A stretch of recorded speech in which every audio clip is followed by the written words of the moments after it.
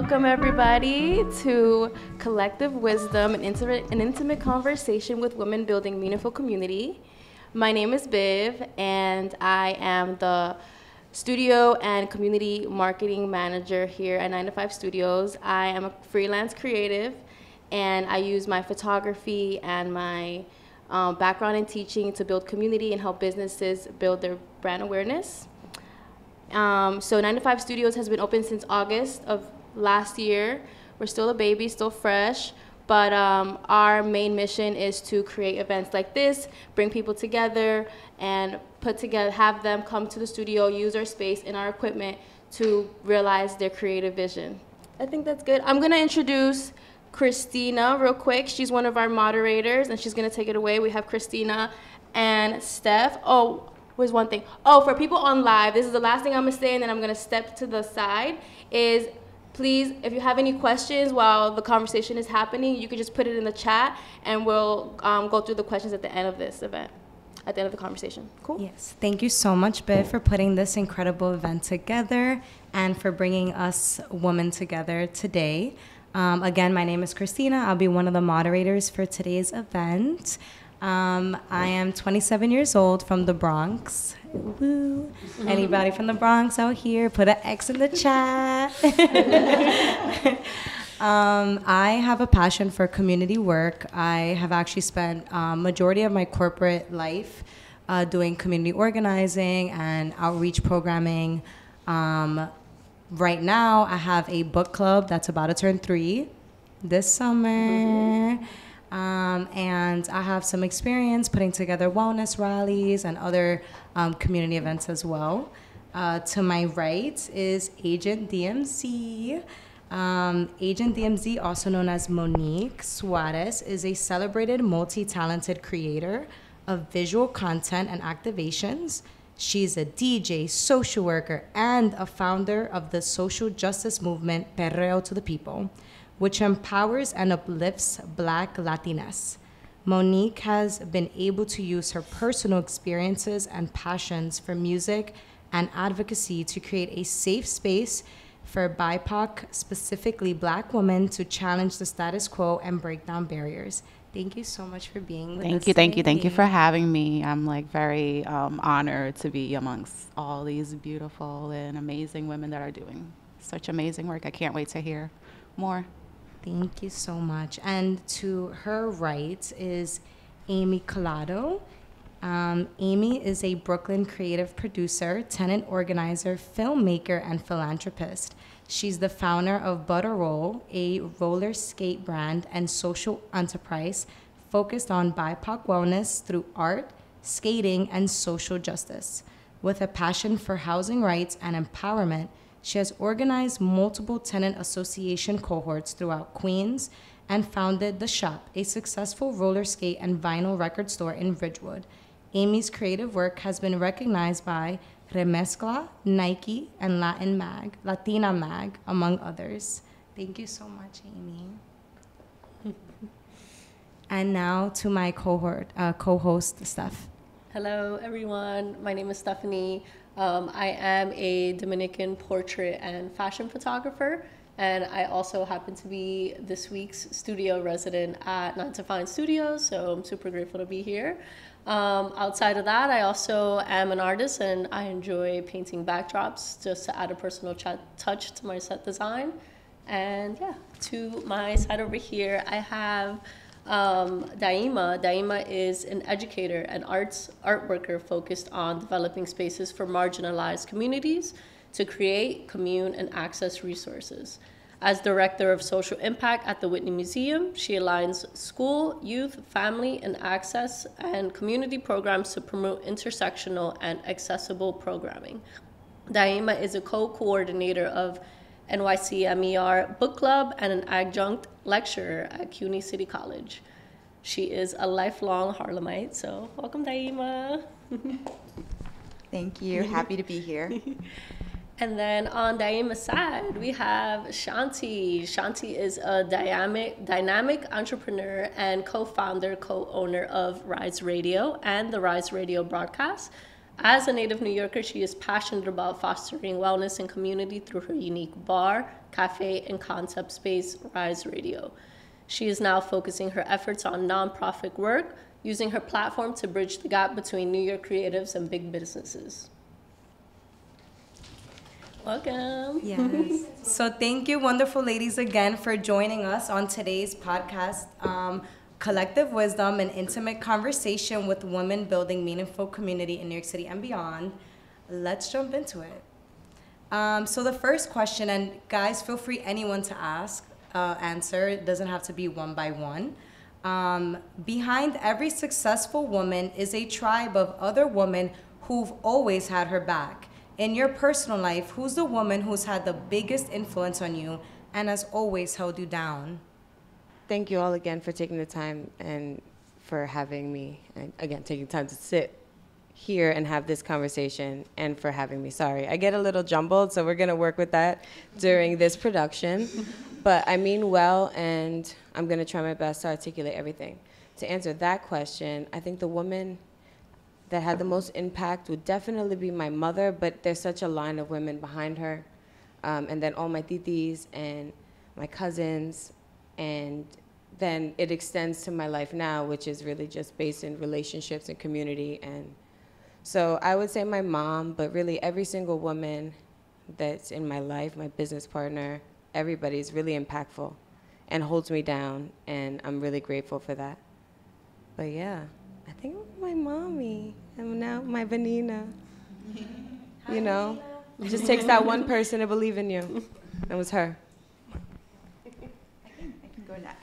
Definitely my mom as well. I think just from the time that I was young, she never made me feel like there were limitations to what I could do or who I could be, even if we didn't have many resources. And that really, I think, has taken me everywhere that I could go, and to believe in myself. So my mom has been my constant supporter, one of my best friends, which I'm lucky to say. But I totally agree with you. I think all the women in my life inspire me and support me, and I try to give that back. And that relationship is so important to keep me going and doing the work that I do.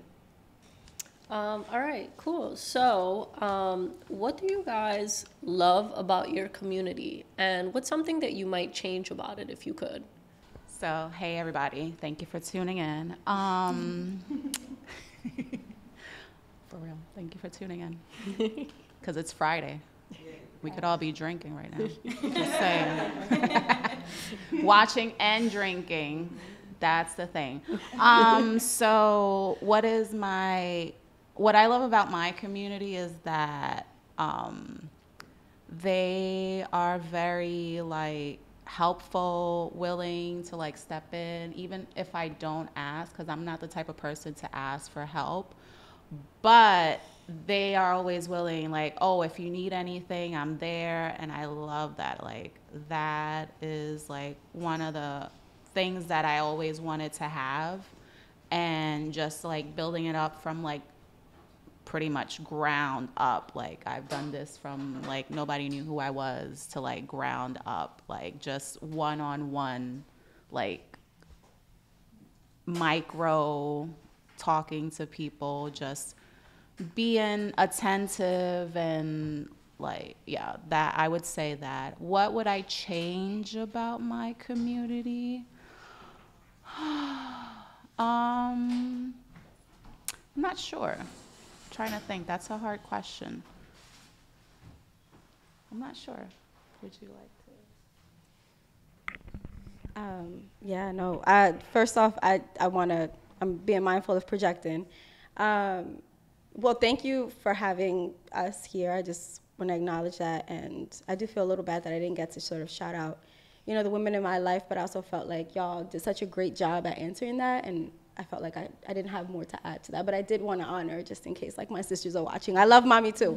I would say that for me, what I love about my community time and time again is they're so good at taking action. Like, you know, regardless as to whether it's coming from either some kind of project that I'm launching or something I feel really passionate about, they're really good at showing up. They're showing up like physically, showing up, you know, with their time, with their energy, with their money, you know. We're at a really critical time that like taking action is so vital, and I value that so much. One thing that I would actually change about my community is gatekeeping, and the feeling of competitiveness, which tends to hold us back from collaborating, which is our, I guess, most precious, like, you know, the thing that we have that allows us to do and to create and to continue, you know, building sustainable networks. You know, it really kills a lot of what we can do. So I would say, yeah, gatekeeping. That's like a block. We don't need it. We don't need it amongst ourselves, and you know, it's also a very white supremacist tool that we don't realize that we keep perpetuating if we hold stuff back, right? Hold each other back in that way. Right. I only believe in gatekeeping if it's to keep it within ourselves. Like, let's gatekeep for each other and keep others out, because then, you know, prices go up, gentrification, let's not get into it, but so thank you so much for sharing that. How are you guys actively working to create space for underrepresented voices and perspectives within your respective industries? Because I know you guys are all in different industries, so that looks different for each one of you guys. I think I really like that question because it also allows me to answer the last one, which I think is a great question too. Really, our industry is hospitality, but we also, I want you to read that question one more time. One more time? Mm-hmm. All right. How are you actively working to create space for underrepresented voices Perfect. and perspective within your industry? There we go. So, like I said, we're in the hospitality industry, and that's where I come from. And my career really started feeling as someone who felt unrepresented and who was extremely inspired by my community, and just like everybody was doing something, whether it was designing, DJing, in school studying something really interesting, like whatever that was, but really becoming expert in something here in my community, which was really bred on MySpace and then kind of the Bronx, and then it was really all over the city. So when I was coming up, I was, you know, around all of this stuff and then drawn to hospitality, you know, through a path of thinking I was going to do something else. And so once I got into it, I really did feel unrepresented, and I was in hospitality just looking for hope, like looking for something that I could actually feel good doing because I hadn't found it yet. And I really got a lot of validation from creating spaces for people. And that just happened to be in the hotel industry, like downtown. So it wasn't like my crowd, but I got really good mentors. And I like really worked my way up in like a corporate structure, but they were really cool and open with me. And I valued that because they didn't have to do it. And I really just had nothing else that I was like, it's before I like met my fiance, who like really, my whole career just took a whole different form once I met him. But before that, it was like, I just knew that there was something in hospitality because there were so many people and you could like touch so many industries. I'll try to keep it short. But then I was so lucky to get all of this. See? I was so lucky that I got all of this mentorship, and then it kind of leads to now where I met my business partners after doing consultations kind of independently and feeling my way through the industry. And we opened Rise Radio, and we are a platform through kind of what we're doing that wants our community to come and share and join in and have a voice and have access to our network, our customers, and vice versa, right? So we're all growing together. And I think that it's really important to go along with gatekeeping, to just kind of like open things up and see what you can do. And still, you know, I'm learning a lot in business, and, you know, there's always room to grow, but I just love this business so much because you're allowed to reach so many people through service, etc. Wrapping it up. Yes, and I've had the pleasure of going to Rise Radio. You guys have definitely opened the doors for a lot of creatives, especially during the pandemic. So Yes. Shout out to you guys. Thank you. Yeah, that's really when the broadcast was born, and how I know Monique and so many great people, and we're so grateful for that. Thank you. Yeah, I connected to a lot of what you were saying. I work in a different industry, but what you talked about, like creating a space that you felt didn't exist, basically. And I work in an art museum, and growing up, I never felt welcomed into a lot of different art museums. So it just felt like a space that wasn't made for me and my family and my community. But then the first time I worked at a museum, the Studio Museum in Harlem, after my junior year in college, I saw that this was a museum devoted to Black community, Black people, and it expanded my knowledge, and it also expanded the possibilities of what a museum could be. And that gave me inspiration to say, wow, more people should understand what is available at museums, what we can do. So now in my work at the Whitney, I'm the director of social impact. So I oversee school, youth, family, and access and community, but a lot of my work is thinking about marginalized communities that maybe aren't centered in museums, and how can I create opportunities for them to bring their communities to the museum. So whether it's partnering with a community organization and opening up our space just for them to do whatever they want, no strings attached, and we support them, or we do big pride celebrations at the museum, so thinking about the LGBTQ plus community, especially that community of color, and thinking about how we can do things not that we just think will look cool for the museum, but will actually be of service to that community. So that is the kind of work that I love doing within the museum, because I just basically want to try to figure out how we can redistribute resources and create space for people to meet each other and be creative. So really trying to create that space that I felt didn't exist in museums.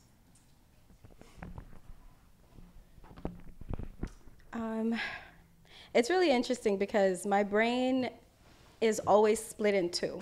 So I have very much this daytime, what pays the bills, but it's also, filling my social justice cup. But then I also have this other thing that's very party, very recreational, very, other, which tends to be like my 9 to 5.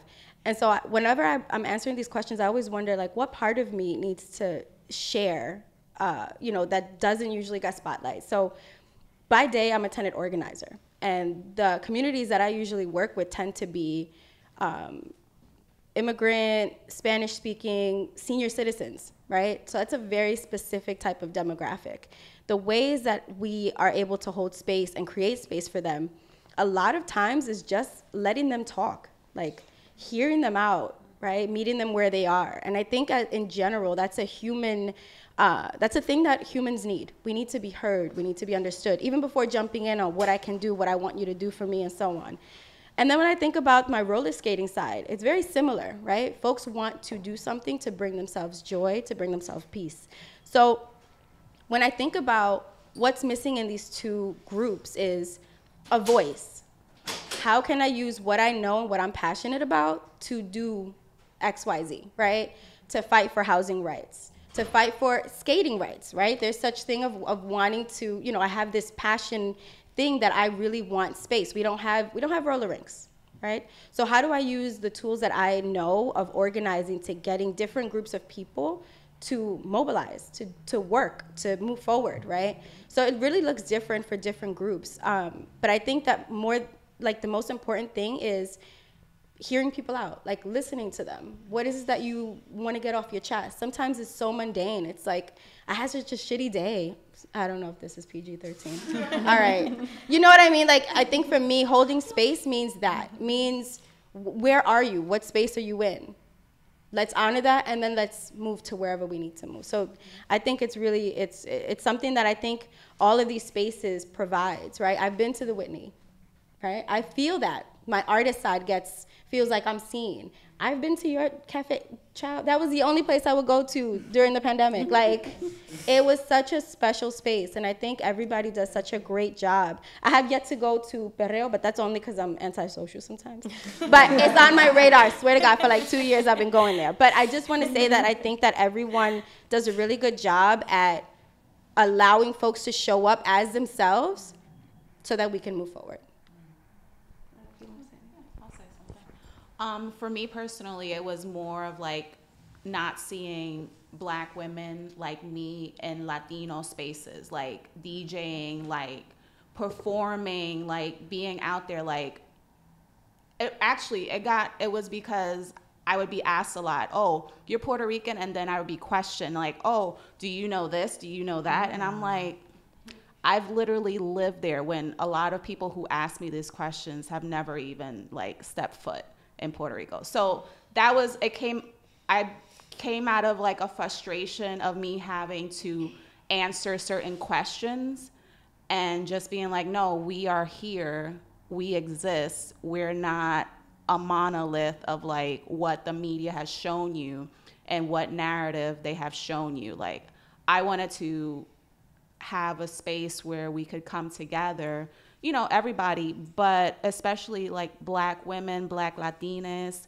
to come together to a space where I've been to clubs and I've felt like people walk all over me, literally, like will bump into me, like act like I'm a fucking ghost. Sorry, I gotta be explicit about this because the shit is real. Like, act like I don't fucking exist in this world, and just like, it's like, I'm like, what am I, like? So it really came out of like a frustration of seeing like all these like spaces that don't have a Black woman DJ up front. They don't have like where it literally came from. So that was why I started it. And also, I wanted more Puerto Ricans to go to the island, but not to visit like San Juan. I'm not from San Juan. I'm from Salinas. So that was one of my main things. Like, I feel like there's like a placement on like the metro area, and there's so much more of Puerto Rico than La Área Metro. Mm-hmm. So. Thank you. Wonderful. Talk your shit. Well, each and every one of you have put in a lot of work to build these respective communities. So has there ever been a time that you felt like giving up, and how did you lean on your community to get through that? Amy, I saw your eyes light up. Yep. Not to put you on the spot, not to put you on the spot.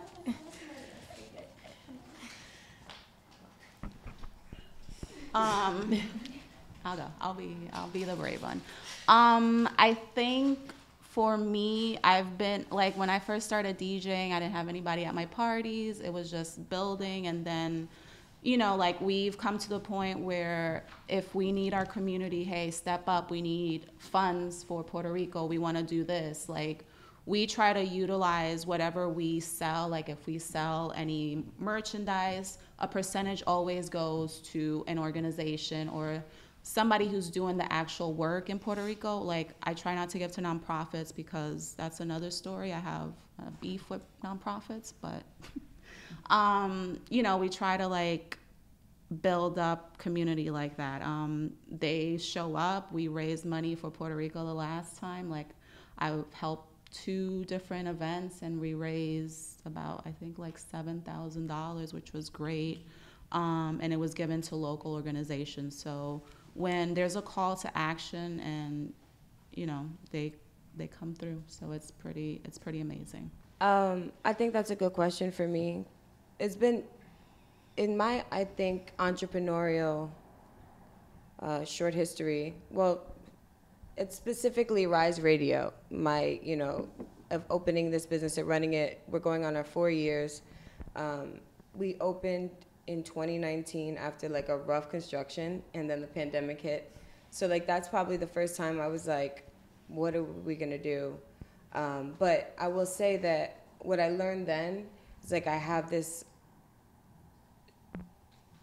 like drive and this, I think it's not an ambitious, I'm trying to, like a tenacity for like this intention that we have and what we built, and I believe in it so much that it could almost border the delusion in how driven I am and how much I believe in the purpose. So I would say that like being an entrepreneur and having a brick and mortar specifically, where you have like over 12 staff and you have all of these vendors and, you know, things going in and out all the time, and then you also have your vision.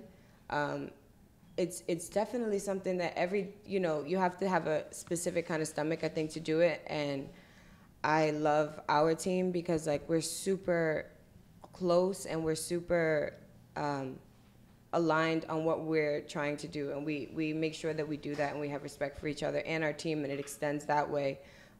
So that's one way that we lean. But I think I'm still learning as an entrepreneur how to communicate my vision in a way that can actually get people to help to grow the vision that we have at Rise, because it's so beautiful. And it's really about just being able to showcase the community, help people actually have sustainable careers, sustainable time. Like, nightlife is super toxic, entertainment can be super toxic, the music industry, all of those things that all of these people, and really everybody, ends up at bars and parties and going to birthday parties. And so, like, our part is about kind of being a place to set a tone of just a lighter, more wellness-oriented, still fun, still lit, still just as, like, awesome and delicious, but really just be centered in light and just love and unity. And I'm, like I said, learning to lean on the community and express myself, and it's an everyday process. But I don't ever really feel like giving up. It's just kind of, sometimes you just feel mind fucked, and you're like, but then you figure it out, and that's like, it's kind of like psychotic, but that's like what it's about. That's what I think people that do this do it for. It's like a thing, and I get a rush, and it's like really beautiful, and I thank God for like just putting this intention in me, because it's just like I can't come up with this shit, you know? Like it's in me. So that's a blessing. And sorry, I'm always rambling. Thank you so much. Oh, anyway. That was wonderful.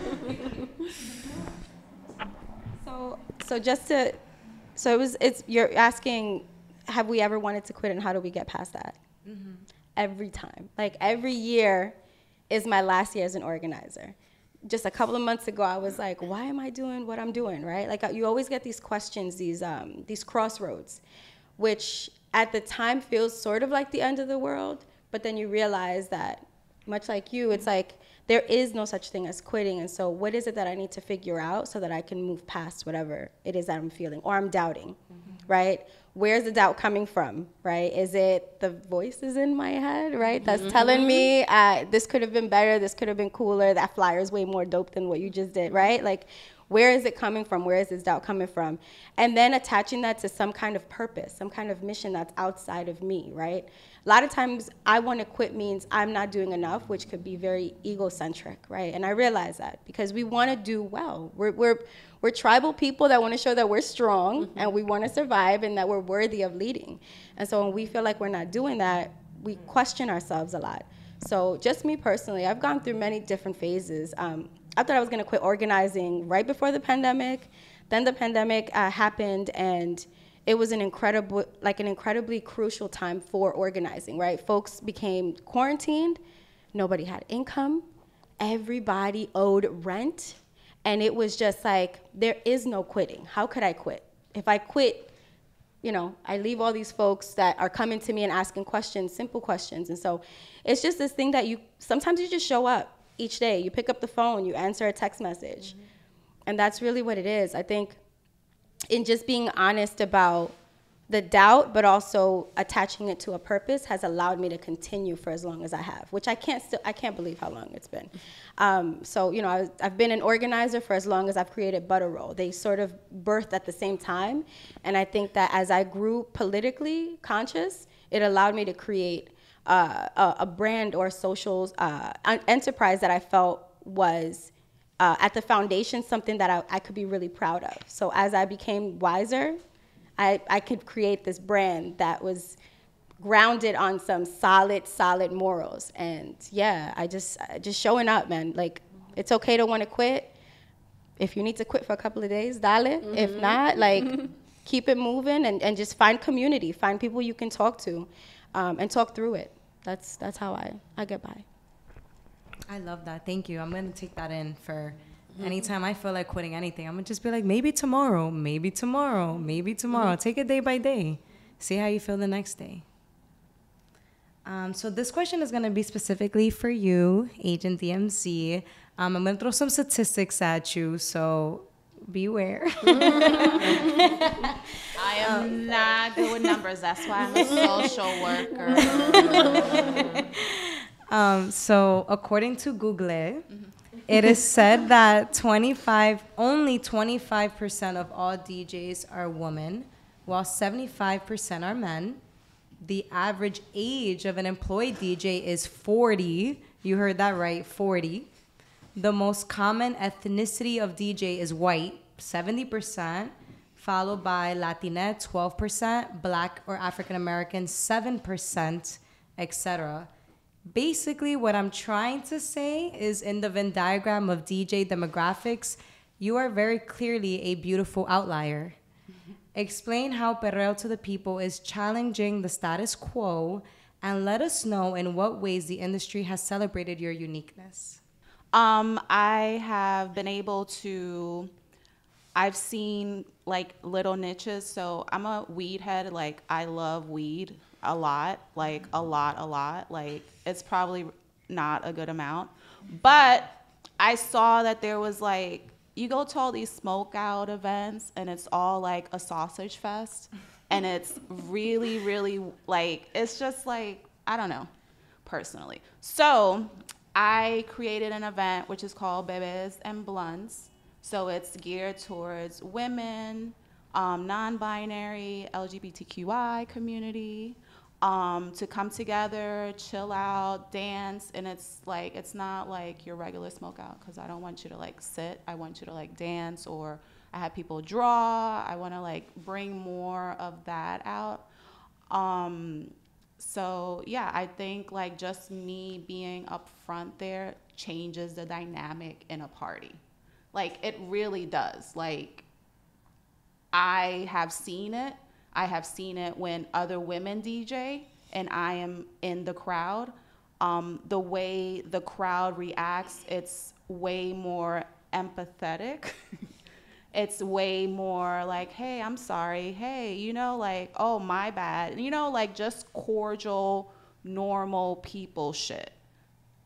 So I think just me coming through and being present and just making sure that I pick the correct events where my community can be safe. That's my main goal. Like making money is cool and I do need it. But at the end of the day, I want to make sure that the people that do support me feel safe in the environment that I'm bringing them into. So that is one way. I try to be very conscious of the venues and who am I supporting, because I don't want to fight anybody, because I'll be the first one. I will literally be the first one. Like, I don't give a fuck. Let's add MMA fighter to your bio. Low key. You're definitely challenging Part-time. Right. But I'm very quick to like, you know, defend my community, because like I know what it's like to not have people behind you and just having to do it on your own, but just being there and like just making sure that I have that available. Beautiful. All right. Next question is for anyone who feels like answering. Again, you all have traveled your own unique paths, which have been full of so many twists and turns. So what lessons have you gained, and what has been the biggest highlights for you guys so far? I'm back. Unique paths. Okay. Lessons. Just lots of lessons. Mostly to slow down. To pray, to really pray, and to understand like my own personal relationship with God, because it's super important to who I am, and to just be that, and to be okay with that, and to spread my light through the world. And the other lessons are just to not run from myself, because like I tend to run from like different ideas, and that's been something that I've learned, to just learn how to sit with things and to ground them and to ground myself. I've learned just to, again, ask for help.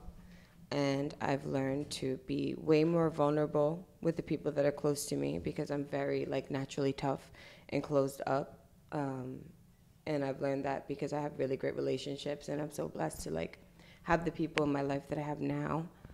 And accomplishments, you know, just building a life, having a fiance and, you know, my family, obviously, but my fiance and my wonderful business partners, and then us opening a business and going into our 4th year together, and just really looking back on everything that we've already done and what we want to do, and just figuring out how to really make a path for us in, you know, this world that's sustainable and that's grounded. And, you know, that's really it. It's just such a huge accomplishment, and I'm so excited to see where everything takes us as a community, and to really just be here to capture that and to just help it grow. That's really what I'm about. I'm just so inspired by everybody. Same here. We're inspired by you guys. Thank you. Yeah, thank you. I definitely agree with slowing down. That's a goal of mine every day. It's like take some time to appreciate how far I've come and what I have in my life, because it can be hard. I think especially in New York, it's just like everything is go, go, go all the time. And just taking a moment to breathe and be like, okay, everything is great. I don't need to be go, go, go all the time. I think also learning to not compare myself to other people and their paths and their journey, and just compare myself to myself and, you know, think about my growth and where I want to be. Because that can be, you know, really toxic to yourself, thinking like, oh, why can't I do the same thing that person's doing? It's like, no, because that's person, you know, you don't know what they went through to get there. So that's something that I always have to remind myself of. I am proud. When I first started working at the Whitney, I was 22, like fresh out of college. I started as an assistant.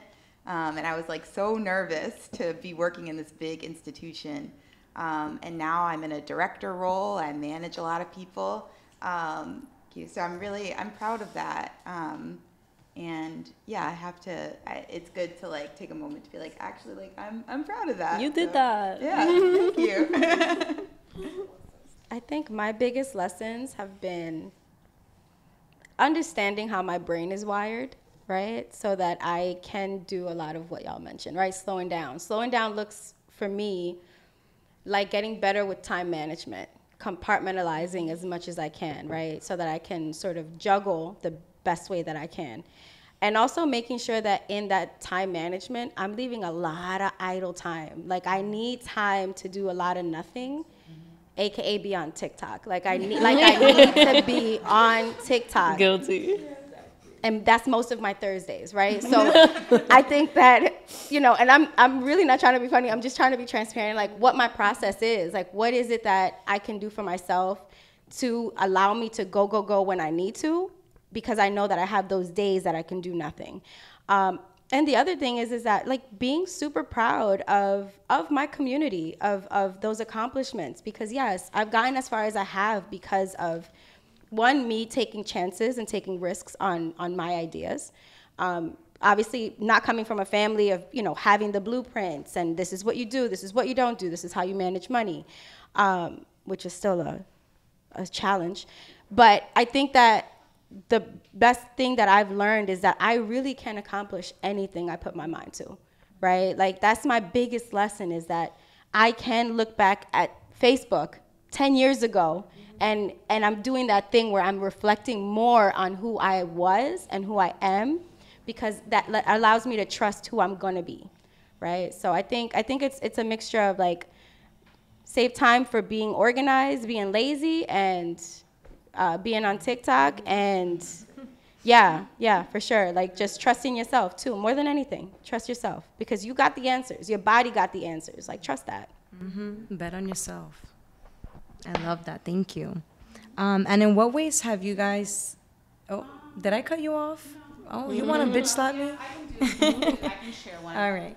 I think for me, it has been imposter syndrome has been a very like. I've had to talk to myself like, no, bitch, you deserve this. Like, it's okay. Like, you're doing good. Like, literally talk to myself, because I have like major imposter syndrome, and I'm like, no, I don't need to be here. And I'm like, sometimes I'm very, very shy and I'm very, very quiet. And that's my imposter syndrome coming out. But like, I'm like, no. Another thing that I've learned is like, you should plan things. Like, I'm a very spontaneous person. Like, I like to do things on the whim. But when you're organizing events, that's not a good thing. It's not.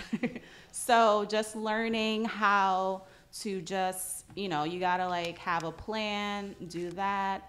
And just learning to pick my battles has been very, very, very, very, very important. And picking what I'm gonna give my energy to, because now, thankfully to my community, I have gigs and everybody wants to give me gigs because this person is like, hey, you should hire this person. But I need to be more mindful, like I said earlier, you know, the spaces that I'm, you know, bringing in my community into, and just like the energy that I put out, because I also have a day job and I have kids, so it's like I have to like be mindful of that, because si no, yo estaría por ahí todo de jueves a domingo. I would be out there too. In the streets. In the streets. In what ways have you seen women in your industry come together and create a supportive community for each other? And how do you think that benefits the rest of the community? Well, the women DJ in the community are amazing. Like, especially like in New York, out of state. Like, I've been able to go out of state just by networking with other DJs, and they're like, yeah, come through. And I'm like, hell yeah, let's go. I'm going to Chicago, wherever you want. So I think women understand the struggle. We all understand the struggle that's going, you know, and like men out there, some of them, a lot of them are amazing. Like, don't get me wrong. A lot of them are very supportive and they're down. But then you have, you know, the little few trickling ones who are not.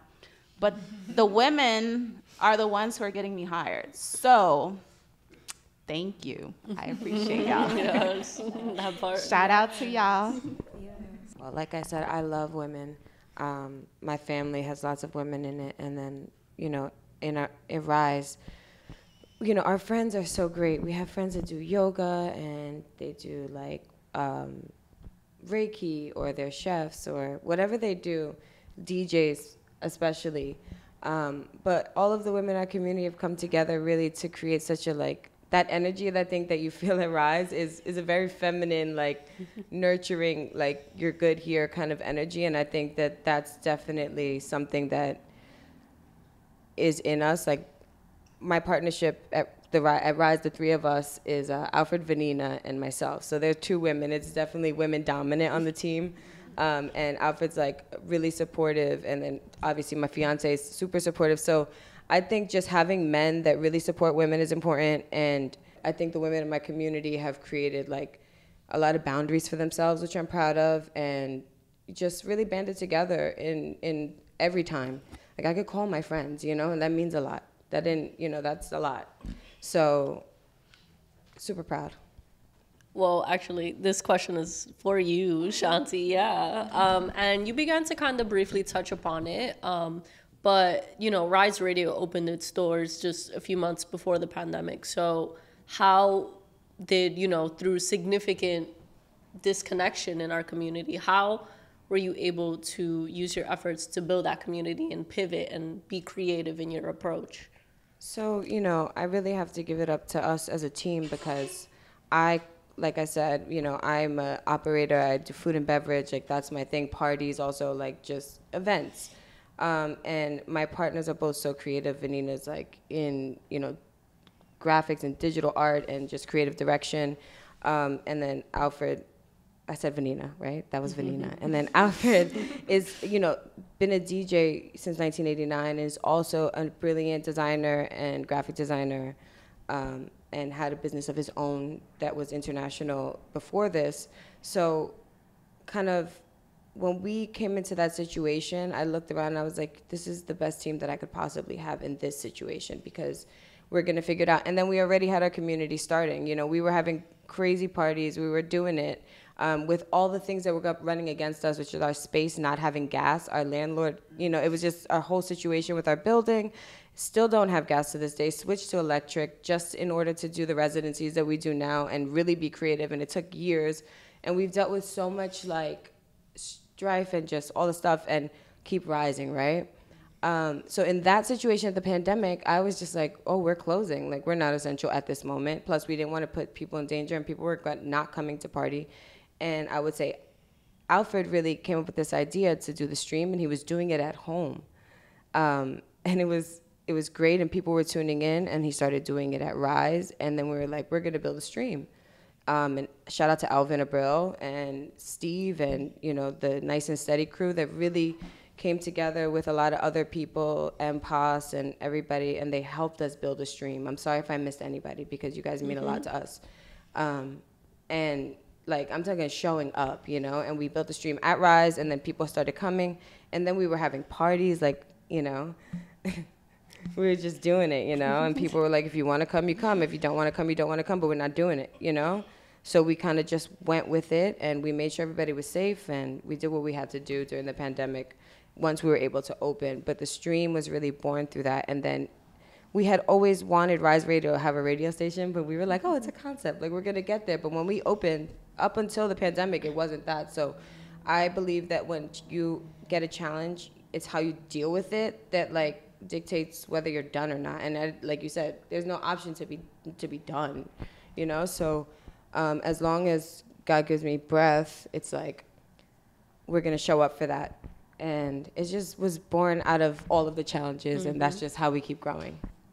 Beautiful. I hope that answers that. Yeah, absolutely. Those streams definitely got me through some tough, You're gonna lonely, make me cry sad here. days. I Especially just want to in the give a shout pandemic. out to Rise Radio Yes. for giving Thank all the you. women DJ out there like so a much chance, to because me. I got one of my first chances at Rise Radio. So I love that. just saying. Full Thank you circle. so much. Thank you, Alpha and Vanina. Thank you, everybody. Thank you, Jay. And thank you, all the DJs and everybody that's played. And every single, literally, every person, customer, chef, friend, like, just everybody. It's crazy. And thank you. Keep rising. We all got to keep rising together. It's about all of us. It's like, it's really inspiring, the community that we live in. It's really driven by that. And so, thank you all. Shout out to you. I didn't know that. That's really cool. Thank you. You're awesome. So it was gonna happen. I'm gonna stop. I thought I could keep going, keep going, keep going. You could pass the mic to Amy because this one is specifically for you. Oh, that one's yours. I've had the pleasure of attending a few Butterroll events myself. And I love how your events bring people together. The community is able to come together and be our most authentic selves. Dress however we want, listen to whatever fucking music we want, as loud as we want, and just wild out. But I feel confident in our own skin, which I love. Can you explain how Butterroll and skating in general has shaped you into the confident woman that we see in front of us? And how do you feel that skating can help Gen Z women and skate Ooh. culture? Damn. Okay. Well, first off, thank you for coming to Butterroll. So that was. I love Butterroll. Yeah. So those parties meant a whole lot to me because the landscape of what like roller skating was, or what people were expecting of roller skating, was very dated, and you know, I chose to sort of, you know, do it in a different way, and I just love that you appreciate it for what it was, because that's really what it was all about. Confident. First off, I am not the most confident woman, but I will accept that, you know, that compliment, because it's important to take in positivity, right, and to fight those negative thoughts. But I say that because a lot of times what we do, even though we do it from heart, a lot of it has to do with like performing, putting on a show, right? That's not necessarily a bad thing, but sometimes it's required of us in the work that we do. Even when we don't feel ready, we've got to look like we are. We got to look like we know what we're talking about, like we're confident. And so I don't want to be the millennial to say fake it till you make it, but kind of. Because in that, you allow yourself to take risks that without it, like if you have no experience, if you've never done X, Y, Z, what are you going to pull from? So sometimes you got to fake it. now fake it to a certain degree, right? I'm not saying fake financials. I'm not talking about where, you know, scamming, you know, but I mean, I'm not saying take it that far, but I'm saying that it's okay to perform to get to where you need to get, right? Don't cross people over, don't burn bridges, but, you know, do the best you can so that one day you can believe it, because there are times where I don't feel confident, but there's way more times that I do, and there was a time in my life where I didn't. So yeah, I think that Butter Roll has allowed me to do a lot of scary things, a lot of scary firsts that allowed me to start to trust the makeup of me. Like whatever it is, whatever that is, I feel good about that person. And Butter Roll was really the first time that I put my face out there, right? Like there was a time where I was even scared and had Butter Roll private. And like, people thought it was a man behind it, and that really caused me to be like, no, wait, hold on. I'm not gonna let no pretend man take like credit for all this stuff that I put into it. But yeah, like, you know, I just think that, you know, without both Butter Roll and community organizing, like it's one in the same. Like it shaped me in so many ways. Language. The confidence comes with like knowing what I'm saying, understanding what the room is talking about, referencing books or documentaries, like just things that have allowed me to grow as a woman has helped me be more confident than I would have in the past. So, you know, thank you to Butter Roll, to this pretend person, because I do talk about it in the third person, like me and Butter Roll, or we, right? But it's really me.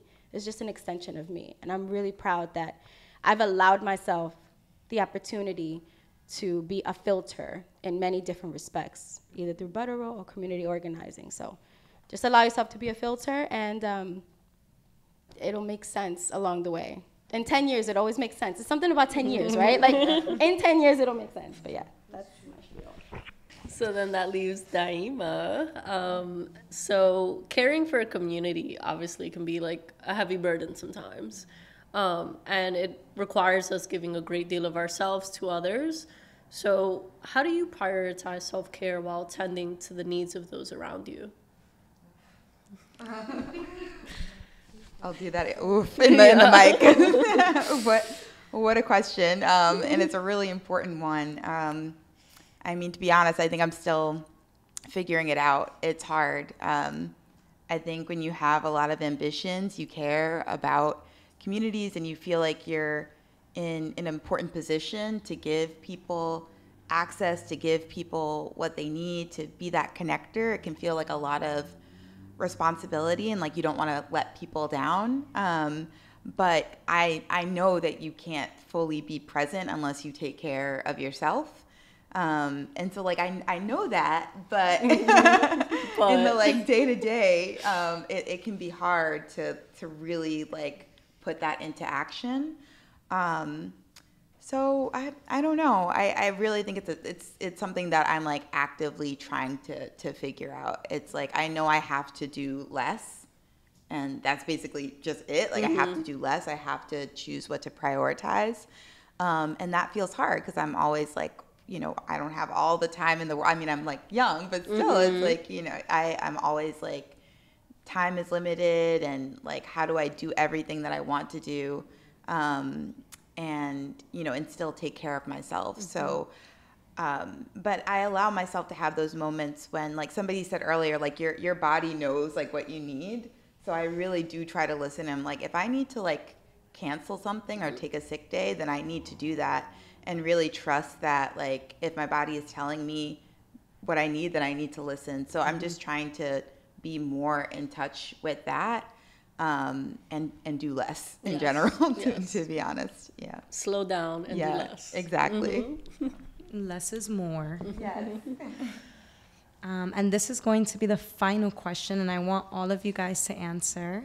What is one piece of advice you would give to your younger self, so think 10 years ago, or younger? And what's a second piece of advice, if it is different, that you would give to the next generation? Yeah, I mean, I think where I'm at right now is like I'm very connected, I think, to my younger self, like as a woman. Like I think about her, you know, I think about just like how I used to think about things and the good parts of it and then the bad parts that were confused. And like I did a lot of I think over the years, a lot of meditation, like transcendental stuff and like hypnosis stuff, like on myself in the house, like on YouTube, like hundreds and hundreds of hours I could get into it, and I will. But like, and everybody, it's real. Like you can ask anybody that really knows me.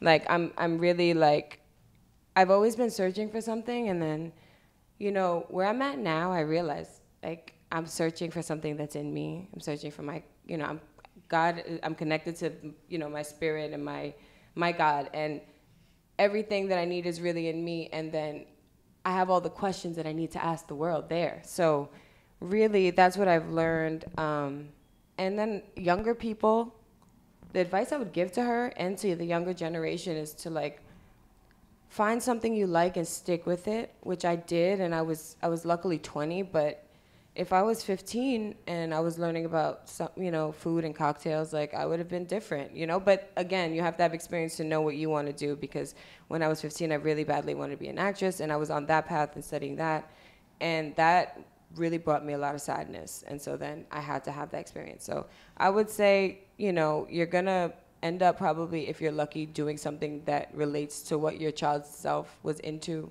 music, people, friends, like food. And business for me, like business, and my dad had a store, so business is in me. And just be okay with that. Don't be ashamed of yourself, and go out into the world and see what happens, you know? Just be safe, and don't, my mom always said to me, she was like, anything you do is fine, just don't do anything permanent. And if you do, it's okay too, I love you, but try not to. I can try to go. I think what I would say to my younger self is to be confident, and just be confident in yourself, and don't try to be anyone else. Like whatever you bring into any space, like you are the only person that can bring that. Like your experience is so unique, your perspective is so unique, and like why would you try to emulate somebody else or pretend to be someone else? So I think I wish that I had known that when I was younger, when I felt like I wasn't good enough, like the imposter syndrome stuff. I think it would have saved me a lot of, you know, heartache and anxiety if I knew that like exactly who I was like exactly what was needed for whatever I was applying for or whatever I wanted to be. So, you know, just be you, and know that that is enough. So what would I tell little Momo? I would tell her to just keep doing it. Like, just keep pushing. I'm an Aries, so I like jump from one thing to another a lot. Like I'm kind of scattered brain, but just sticking to one thing, which I did, was DJing. I was on it. Like I was like YouTube videos, everything. Yeah, just keep at it. And confidence is key to, I feel like confidence is key to everything you do in life. And confidence is pretty much, you have to believe it. Like nobody can tell you to be confident. Like I have a son and he is an introvert, and I tell him this all the time, like confidence comes from you. Like nobody else can give you that. Like you have to believe it. Like here, you have to believe it wholeheartedly here first. Like anybody can tell you anything, but yeah, you have to believe it here. What I would tell the younger generation is, and I always tell them this, if you see something that is lacking, do it. Like, I'm sorry, how do you say it? Dyeemah. Like she was saying, like, you're unique and your perspective is not gonna be the same as mine.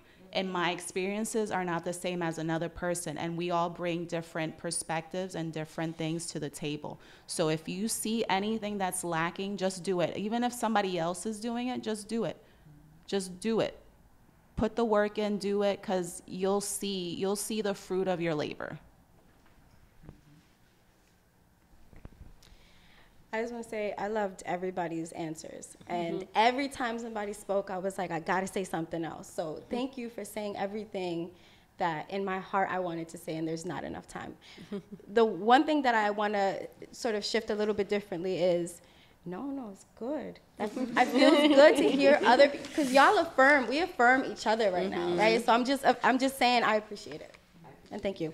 I will say that for my younger self, and this is also for all the young people, is acknowledge how much of an impact your romantic relationships have on your creative career.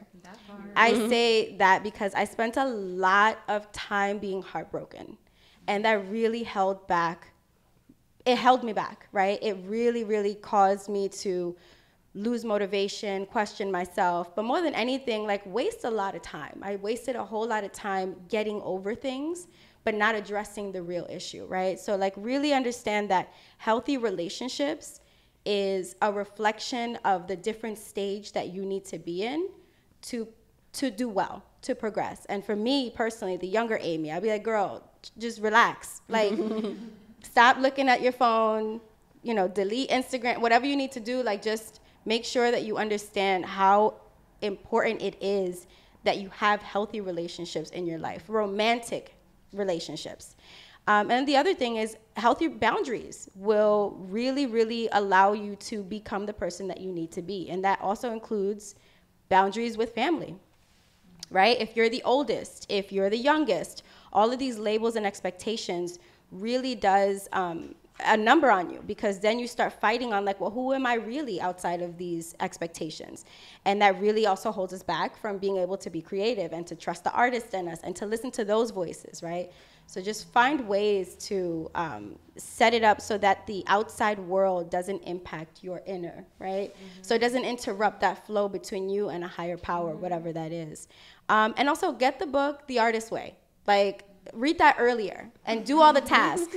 Make it to week 13. Stick with it, because a lot of that has to do with healing yourself, getting to know yourself, right? Because without that, then we will just sort of be these things, these skeletons, just like doing things, and then we burn out, and then we die, and then who's gonna cover our funeral expenses? Yeah. Because for real, right?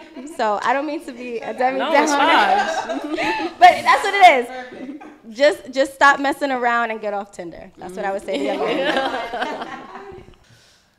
Thank you guys again. This was amazing. Yes. Can we clap for ourselves? Yes.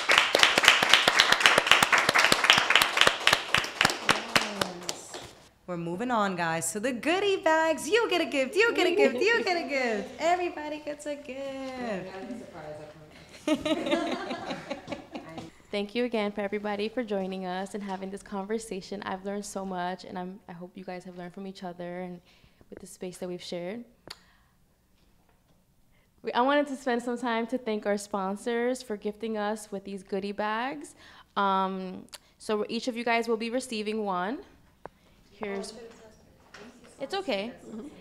So what we're gonna do now is we're going to go through what's inside the goodie bag. So let's do it one by one, and you guys get to see what they gave us. They gave them a shout out. I have a favorite color, and they found me. Oh, snap. Okay, so if you guys look inside of your bags, the first thing you're gonna see is a satin-lined beanie, sponsored by Marie's Thrift. Okay, look at that. Wait, I want to hear the reactions. Say it again. What is it? I love it. Have you guys ever purchased like a satin lined anything? Yes. You have? It's good for your hair. It's good for your hair. I have not, but I've been told to. Yeah. And Juan, Vigoya hair, follow him. So these are let me sit down. These are hand sewn by one of our friends, Marie. She's based in Westchester, New York, and her business calls Marie's Thrift. Yeah. Yes. And she offers an array of different different products, satin lined. She has a whole satin line. So there's like beret, like the sleep bonnet, the beanies. You'll get pillows, but she also does thrifting. So she has a lot of beautiful thrifted goods. Well, she also comes to New York City all the time. Yeah, and then she also sews. So she has like a bunch of beautiful clothing that she does, like 2-piece sets, button down, sweatsuits, like whatever you need, she's got you. So Google her and find her on Instagram. And then you'll also see a candle. Yes. That candle is sponsored by Blooming Soul. Have you guys heard of her? No. Okay, so you're gonna hear all about it right now. The Blooming Soul Shop is a Latina-owned candle business. They've recently opened the Bloom Room, a community created to support you into tapping into your inner self, located in the Bronx, and they offer flower bouquet workshops, candle making workshops, vision board workshops, and many more. And if you look into your goodie bag, there's a little sheet of paper with upcoming events with Blooming Soul if you wanted to attend. Yes, for my uptown. I wish y'all could smell this. They smell so good. They each have a different scent. What scent do you have? Rebirth. What scent do you have? Wait, where does it say it? Yeah. In the front? It's Faith. I like these names. I don't think I got mine, but I'll get it. Here you go. I have it here for you. Eventually.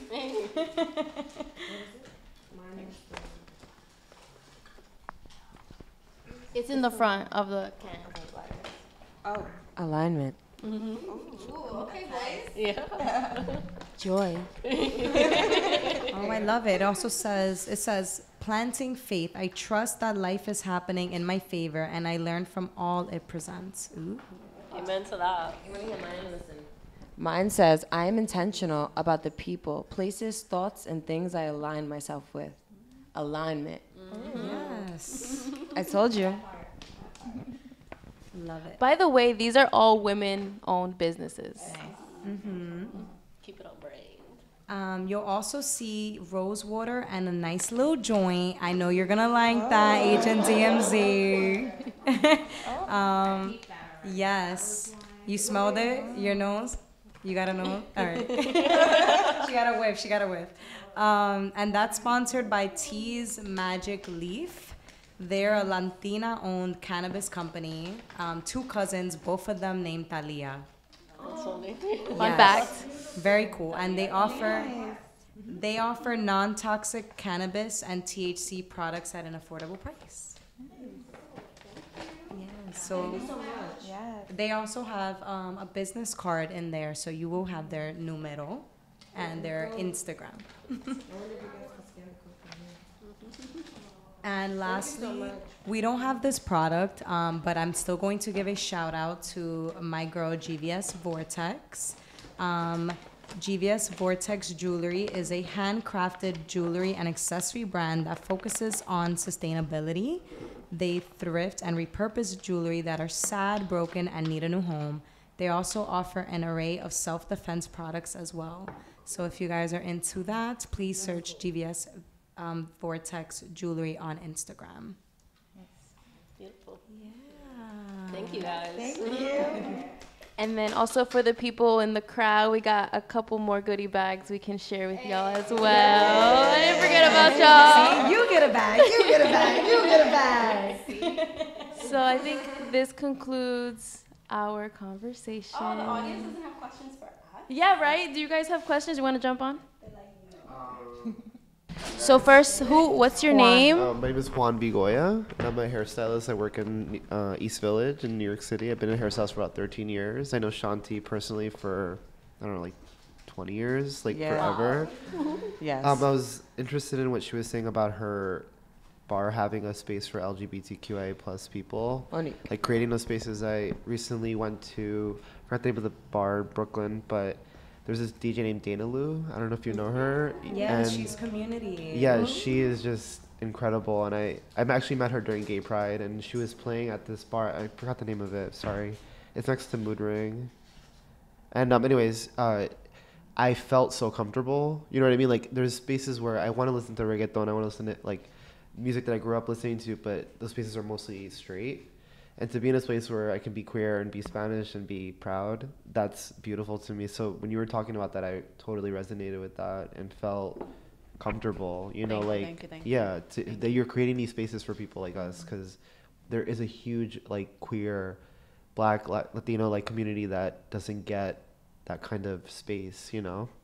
So yeah, I just wanted to say that. Yeah, for real. Like, and also I want to, because as Latinos, like, we are pigeonholed in a certain way. Like, I love alternative music. Like, I want to bring that out more as like a Black person. Like, I used to go to mosh pits. Like, I used to do all that shit. Kids in high school. Exactly. Like, I really want that, like, that narrative to be brought out more. I want to see more, like, movies and TV shows of like teenagers who are like into alternative things. Like, I want to see like movies of like Puerto Rican Black girls go into punk shows and like how that was like in the 2000s. Like, I want to see more of that. So hopefully that's like one of my like far end. Like, I really want to do more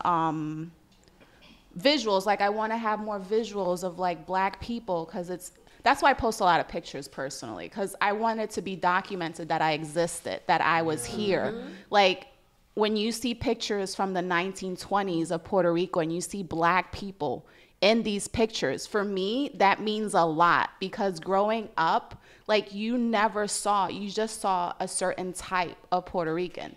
But my family is not that type of Puerto Rican. Like, they don't look like that. So for me, it was like, why am I seeing this? But on the other side, like, who I'm hanging out with are not the same people who are perceived in the media. So my end goal, like, in the future, I do want to do more like filmmaking, producing, like shorts of like just Black teenagers, Black Latinas, like Black Latines, like doing, because we like more than reggaeton. We do. We're not just reggaeton. We're not just like, we have more. We're multifaceted. We grew up in the United States. We have so many influences. So that's like my end goal. Thank you for stepping up. I mean, I also wanted to. Oh, sorry. Oh, wait, no. What I think I've gathered, like, I think for all of y'all, if you take anything from this conversation, is if you see something not happening and you want to see that, you make that happen for yourself. Like, I keep hearing that in everybody's, whatever you guys are saying, like just now, I want to see this. So that's my goal one day, to do that for myself, because I'm sure we're not the only ones who think like that and who need that. That was my input. I would like to plug in real quick a Fuego party. If you guys are into, like, exactly what we're talking about, parties where you're not just hearing reggaeton, but you're hearing Afrobeat, Amapiano, like all these different cultural sounds that make us Black, diaspora, that's a party that we should go to. And it's not specifically LGBTQ+, but it's a safe space for everyone. And we love to invite community to come out to that. Also, you guys can follow Reggaeton Rave, Rosa Perreo, listen to Palo Santo, the new hit by Dos Flacos, Sasso, and Enerolisa. Also, since you mentioned Dana Lou, shout outs to Dana Lou. Follow Dana Lou, Yes, and Dana yeah, Lou she's too. amazing. Shout out Dana Lou. Incredible. Shout out Dara Cause. Dara Cause. I don't know who else I'm All the forgetting. people in the but- music space and the Bembona. Shout out Bembona! I just screamed Love and you, even girl. to the mic. Sorry. Ultraviolet. Yes. Shout out Ultraviolet. All amazing women. Sunny. Sunny Chiba. DJ Laylo. We love you, girl. Yes. All phenomenal women. We should all follow and support each other. Let's follow each other and share in our journeys and see how we can collaborate. I'm getting ideas and having conversation on ways that we can work together in the future and be in the same spaces once again. So thank you once again for tuning in. I hope you enjoyed the conversation, and this is just the first of many. And shout out to 9 to 5 for hosting us.